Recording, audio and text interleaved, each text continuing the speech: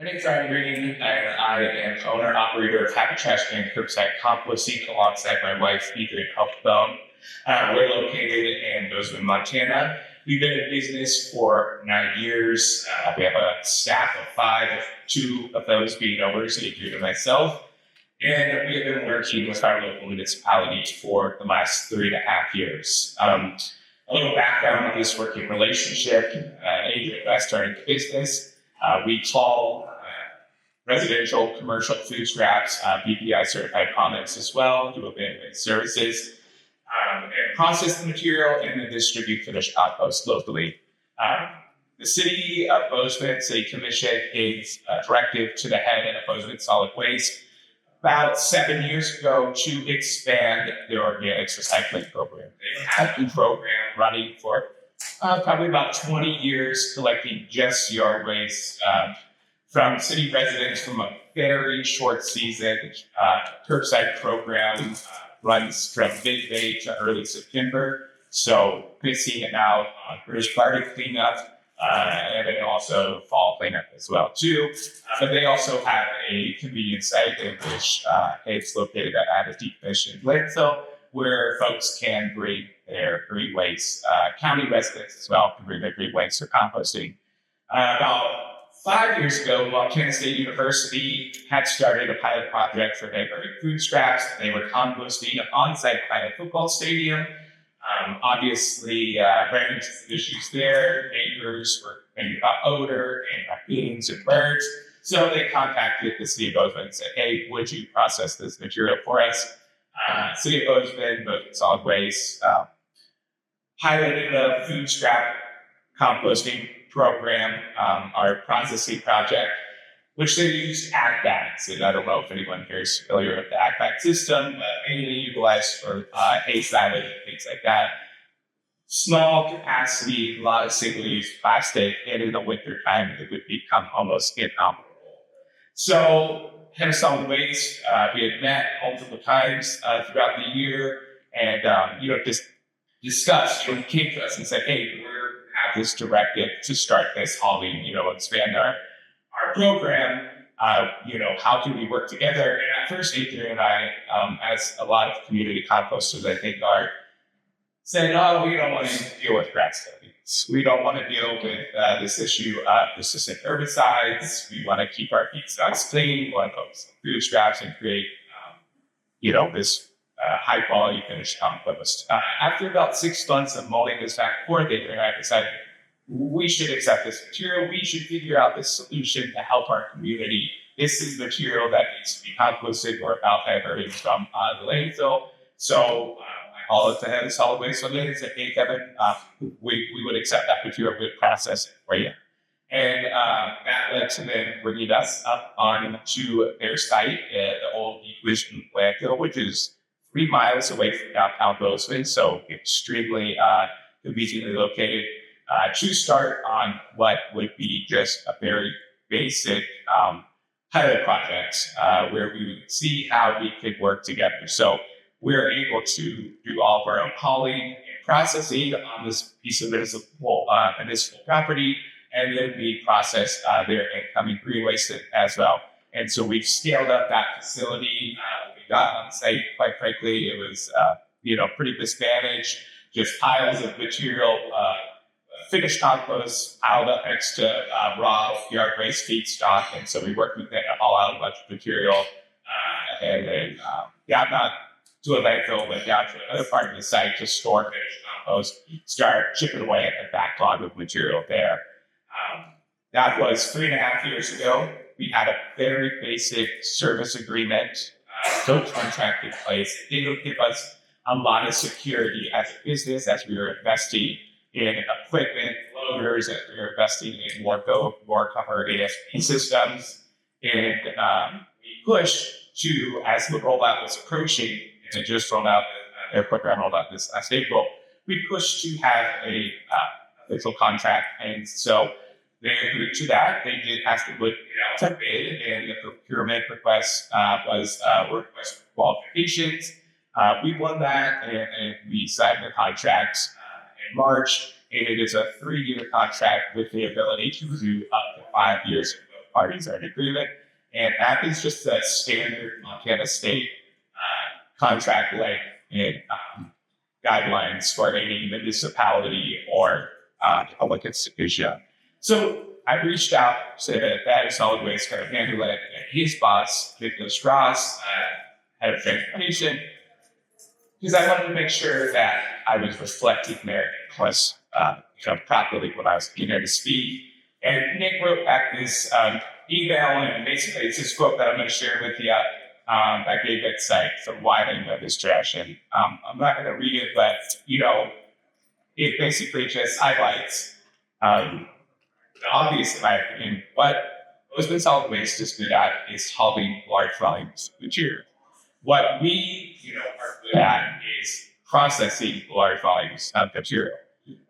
So it makes sense for them, and it quite frankly makes sense for us as a small business to, instead of trying to fight against them or compete against them, to work hand in hand to create a program that would allow for our community to divert more organic waste from the material from a landfill, more so than we could do as a private small business. And I hope to think that it allows them to process and expand their capacity greater than they could do on their own.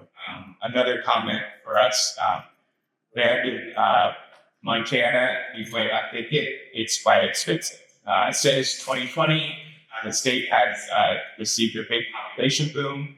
We've had a massive growth in our small community of Bozeman. And that time, land has just become almost inaccessible for any land-based business. We've had multiple small farmers over the years close up shop on leased land, move out of state.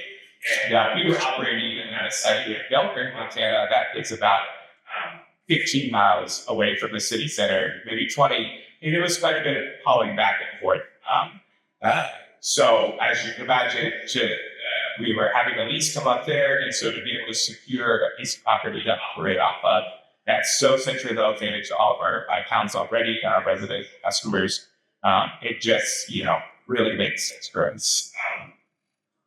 So to give a little example on the scales and how we're able to hopefully expand organic recycling here, here's our residential service truck. We were servicing 1,400 households, truck and trailers, 5-gallon buckets, bio liners, empty the bag into the toters, leave the fresh liner behind, bring this material back, dump these toters. Very liquid, lots of hands-on. But here on the right, your left up there, we have, the city of Bozeman side load compactor truck, able to effectively, we were getting maybe 150, 200 residential stops a day, and they're getting in the 400, 500 stops a day, and creating a lot more material.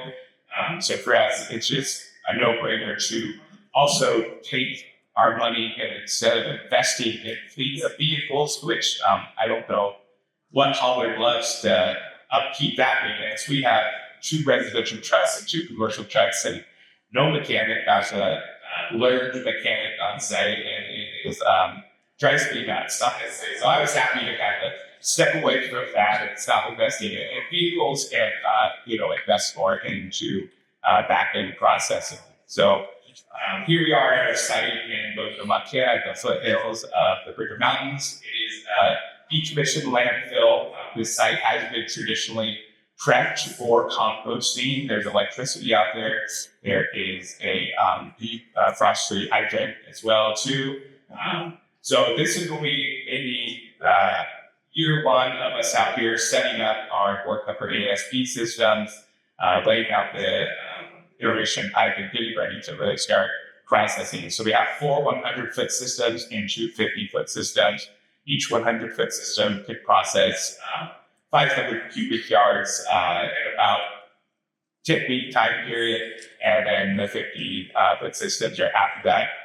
In that time too, we've invested in a trauma screener in preparation of, when we bought this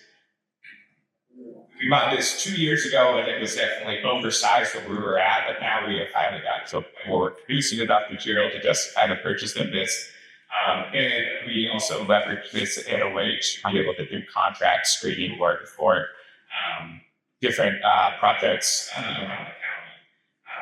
We broker all of our compost, and part of our contract with the city that we negotiated was we maintain 80% ownership of finished product. We as well do a lot of, we give back events. Our residential subscribers get free compost back. We donate to community gardens. We donate to college campus gardens, as they're a big partner of ours. And so, again, here we are, just more infrastructure that the city really didn't want to invest in. They wanted to just focus on all, they wanted to just keep, their rates as low as possible for their customers. And I'll say on that note as well too, they're charging $10 a month for either a 32-gallon toter or a 96-gallon toter, commingled yard waste and food scraps. They received a Swiffer grant. They paid Swiffer grant to help offset the cost of the real side load trucks, all the toters they purchased, hiring 2 staff members, and then also providing countertop bins and bio bag storage for the customer. Do I expect that price point is going to go up to? Yes, it could today. But they leverage that grant and this working relationship to keep costs, entry costs low for the consumer to get more people on board. Okay. Here's more equipment again. We use these more covers, and we just got this cart winder this spring, so big help and efficiencies for us and our team. Normally we would move these tarps with a loader and a skid steer, and we would need to be very careful about that. It would take us a couple of hours to pull and fall the tarp so we could get in there and turn material and turn tapes. Now this takes us roughly 10 minutes to do so. So a big investment in car and one that has really paid out. But I guess I just sort of, comment on this public-private partnership, and I think obviously built a really wonderful job just at showing the pros and cons. For us as a small business, it just made sense to not try to push back against the municipality and try to fight against a program that was underway and was going to happen. And also, we appreciate the opportunity that they gave us and the recognition that they showed us as a small business. And at that point, it gave us the Adrian and luck of their staff member. They saw the work that we had done in the community to elevate composting to the point where it was, the education we had done in the community, the public outreach. And so instead of trying to stomp us out, they saw an opportunity to partner, keep their costs down, and support a local business. As Jane mentioned earlier, there are community composters across the nation that are facing, this uncertainty of programs that they've ran for, 8, 9, 10 years, in which they've created the market for organics, recycling, and composting in their community, and through all of these federal grant dollars are now potentially being, put out of business. And I just want to say to anyone in the room that is working with the municipality, really reach out to your community composter, reach out to the small business. They might not be at the scale that you think you need, but you can work with them to give them the opportunity to scale up, to meet your needs, and then you are building on the work that they have created, and you are honoring the work that they've created as well, too. And I think at the end of the day, you're going to also garner, potentially, their customers that they have trained. We, in this period, have lost about 300 residential customers to this new program. But we knew this was going to happen, and we did negotiate price points to cover the cost of this loss for us on the processing side of things. And with that, I feel like we've had a wonderful rollout of this new organics program through the city. Contamination is extremely low. People are source separating properly. The material is coming in clean, and the city has said we feel like it's a lot. They've done a good job too of outreach and education, but they say we know that a lot of these customers are coming from your customer base and coming from, you know, experiences of connecting with you at the farmer's market and doing talks and tours, which we also do tons of tours at this compost facility as well. And you've brought in that, you know, that ability of an educated consumer to help roll out a clean program. So that's just kind of a brief overview of how we've got here. And yeah, looking forward to more questions later. Thanks.